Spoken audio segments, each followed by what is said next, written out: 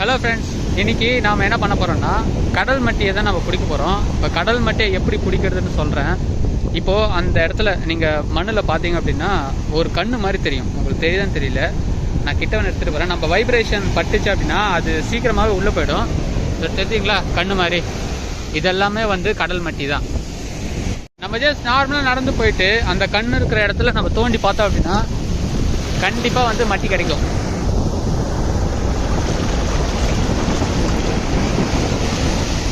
வேறுங்க உங்களுக்கு காட்டுறேன் எப்படி இருக்குன்னு பாருங்க. பார்த்தீங்களா, சின்னது பெருசுன்னு விதவிதமாக நம்மளுக்கு இந்த மட்டி கிடைக்கும். இந்த இடத்த ஃபுல்லாக பார்த்தீங்கனாலே எல்லாமே வந்து கடல் மட்டி தான். இந்த இடம் ஃபுல்லாகவே. இப்போது அந்த மட்டி எடுத்துக்கலாம். ஒரு மட்டியை சும்மா பிடிக்கிறேன் பாருங்கள். அது எவ்வளோ சீக்கிரமாக உள்ளே போயிடுச்சு பார்த்தீங்களா.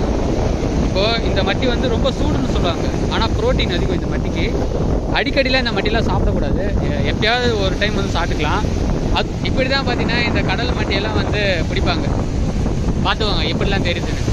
தண்ணி வந்த அடுத்த செகண்டே வந்து அதெல்லாம் உள்ளே போயிடும். தண்ணி போன பிறகு பார்த்தீங்கன்னா அது அப்படியே மேலே வரும். அந்த கண்ணு மட்டும் தெரியும். இந்த இடத்துல இருந்த கண்ணு மட்டும் தெரியும். இந்த காட்டுற பாருங்க, தண்ணி போயிடுச்சிங்களா.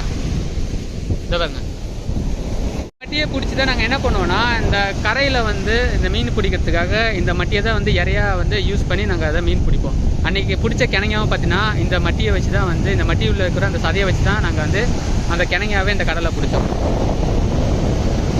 நீங்கள் மட்டி பிடிக்கிறதுக்கு ஒவ்வொரு மட்டியாக பிடிக்க தேவையில்ல. மேபி பிடிச்சிங்க அப்படின்னா ஒரு இடத்துல நம்ம வந்து தோன்றோம் அப்படின்னா அந்த இடத்துல மட்டுமே நம்ம தோண்டிகிட்டே இருந்தோம்னா நம்ம கையில் நம்மளுக்கு இவ்வளோ மட்டி கிடச்சிக்கிட்டே இருக்கும். தோண்ட தோண்ட மட்டி வந்துகிட்டே இருக்கும். இந்த கடல் மட்டி மட்டும் நம்ம பிடிச்ச மட்டியை நான் கடலில் போடுறேன். அது எவ்வளோ வேகமாக உள்ளே போகுதுன்னு மட்டும் பாருங்கள். இருங்க, தண்ணி போட்டோம். தண்ணி போன பிறகு போடுறேன் பாருங்கள். நான் போடுறேன்.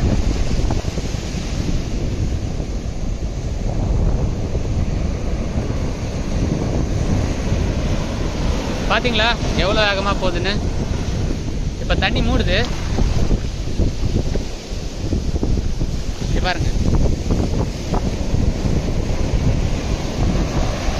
தண்ணியில் போட்ட அடுத்த செகண்டே பார்த்தீங்கன்னா வந்து ஆட்டோமேட்டிக்காக வந்து இது உள்ளே போக ஆரம்பிச்சிடும். இதை போதுங்களா, நத்திக்கு கடல்லே போட்டுரும்.